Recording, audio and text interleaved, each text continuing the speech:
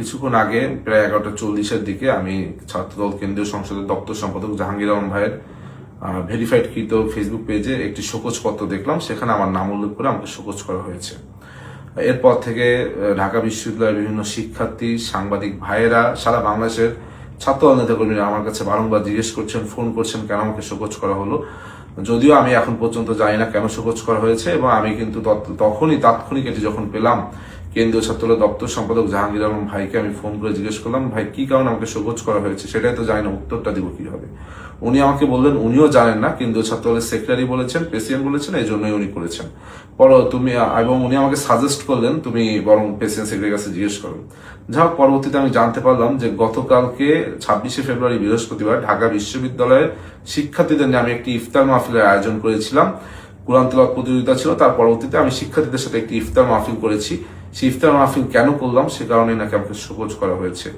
আমি আসলে ব্যক্তিগতভাবে আমি গতকালকের আয়োজনটি এজন্যই করেছিলাম, যেহেতু এই দল বাংলাদেশ জাতীয়তাবাদী ছাত্র, আমার প্রাণের ছাত্র সংগঠন, এই সংগঠন বিগত দিনের ডাকসুতে আমাকে জিএস পদে মনোনয়ন করেছিল, এবং শিক্ষার্থীদের ভোটে আমি প্রায় 5,500 ভোট পেয়েছিলাম।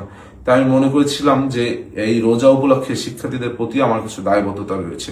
সেখান থেকে আমি শিক্ষার্থীদের সকলকে নিয়ে একসাথে একদিন ইফতারের আয়োজন করব, সেই চিন্তা ভাবনা থেকে কিন্তু আমার ইফতারের আয়োজন করা, এবং সেই ইফতার প্রায় 1000 শিক্ষার্থী অংশগ্রহণ করেছিলেন। আমি জানি না যে আমি কোনো বড় ধরনের অন্যায় করেছি কিনা, যে অন্যায় কারণে শোকজ পত্রটা শুধু ফেসবুকে আপলোড দেওয়া হলো, এখন পর্যন্ত আমাকে ব্যক্তিগতভাবে জানানো হলো না, বা অবহিত করাও হলো না, বা পাঠানো হয়নি।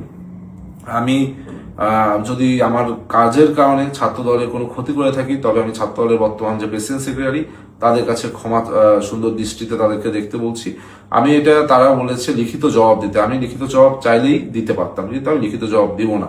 আমি দিব না একটি কারণে, সেটি হলো আমাকে ব্যক্তিগতভাবে এখন পর্যন্ত কোনো শোকজপত্র আমাকে কিন্তু পার্সোনালি পাঠানো হয়নি। আমি নিশ্চয়ই এমন কোনো বড় অন্যায় করিনি যে আমাকে পার্সোনালি পাঠানো যাবে না। ডিরেক্ট ফেসবুকে সামাজিক যোগাযোগ মাধ্যমে এই ধরনের একটি শোকজপত্র দিয়ে সারা বাংলাদেশের মানুষ এখন আমাকে ফোন করছে, সারা বাংলাদেশের মানুষ এখন জানতে চাচ্ছে কি এমন অন্যায় করেছি। সুতরাং আমি আজকে আর কিছুই বলবো না। আমি কেন আমাকে শোকজ করা হয়েছে এই বিষয়টি জানালাম সকলকে, এবং আমি যদি এই কাজের কারণে, যদি আমার ঢাকা বিশ্ববিদ্যালয়ের শিক্ষার্থীরা, সব থেকে বড় কথা ছাত্র দলের সকল পর্যায়ের নেতাকর্মীরা যদি মনে করে আমি অন্যায়, তাহলে অন্যায় মাথা পেতে নিচ্ছি, এবং এই অন্যায়ের জন্য আমি ক্ষমা প্রার্থনা করছি। আর আপনারা যদি মনে করেন আমার সাথে অন্যায় হয়েছে, এটিও আমি আপনাদের কাছে ভাগ দিচ্ছি। আমি সবসময় মনে করি ব্যক্তির থেকে দল বড়, দল থেকে দেশ বড়।